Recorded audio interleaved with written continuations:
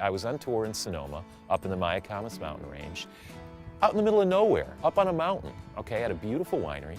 And what I often do is open up the door, let the guests out, and leave the door open in case they need to come back in to get a jacket or something like that. So we were at this winery for about an hour and a half, and when we get back on the bus, all of a sudden everybody's like, Darren, there's a bird on the bus. Now I can handle a lot of things, but I'm really not a bird handler. But coincidentally, on the tour was a zookeeper from the San Francisco Zoo. And within 1 minute, she had this bird in her hand, and everybody was petting it. It was all cute. No one was swatting at it, trying to get it out of the bus violently. It was just amazing serendipity. And this happens more often than not. The right person happens to be at that moment there. There was a tour one time, we're coming back down Valley. We'd probably been to a couple of wineries already, and the buses got a little bit quiet. It's probably after lunchtime. It's a good time to get quiet. But the group was kind of quiet, so I decided to spark a little conversation. I started asking people what their very first concert was, if they'd ever been to. This young couple sitting right behind the driver's seat there, they must have been about 23, 24 years old. Nice young couple from New York City, both DJs in the club scene out there, so they're very hip, very cool.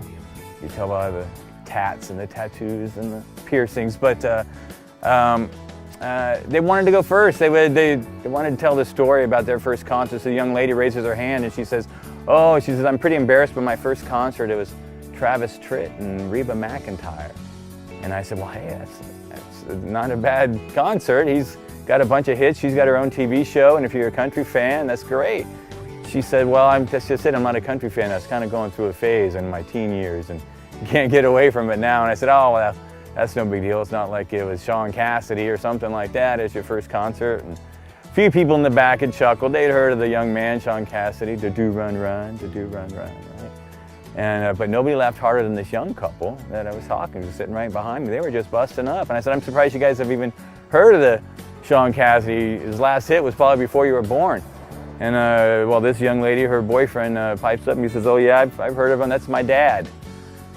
And I said, oh, hey, your dad's a great guy. And spent the rest of the day trying to make that up to the young Jacob Cassidy there, and he spent the rest of the day trying to call his dad, let him know the story. He thought it was hilarious. And whew, yeah.